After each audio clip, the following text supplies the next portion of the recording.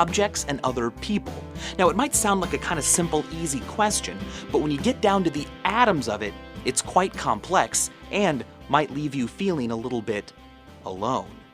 When I go like this, my fingers, for all intents and purposes, are touching, but at an atomic level, they're not. That's right. In fact, if you're sitting in a chair right now, your body is technically not touching the chair at all. Instead, you are hovering above the chair by some tiny, tiny atomically sized gap, something too small for us to even see, but it's there. And it's caused by the fact that your butt and the chair are made out of atoms.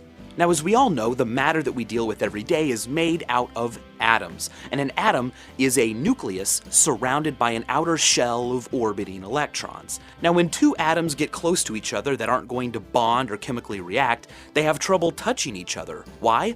Because electrons repel one another, because they have the same charge.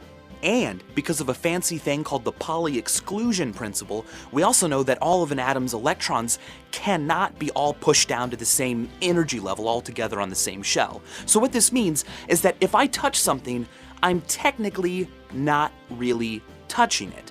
The atoms are getting quite close together, but the electromagnetic repulsion between electrons is saying, no closer. Now, of course, the nerves in my skin can feel that repulsive force, and that's what I call the texture or the feeling of the object. If I push hard enough, of course, I can break or poke into or cut something, but I'm not touching any of its matter. I'm just pushing it out of the way using the electron-electron repulsion forces. Even though, so you can cut things really easily like this, the scissors never touched the card. This is where it gets depressing.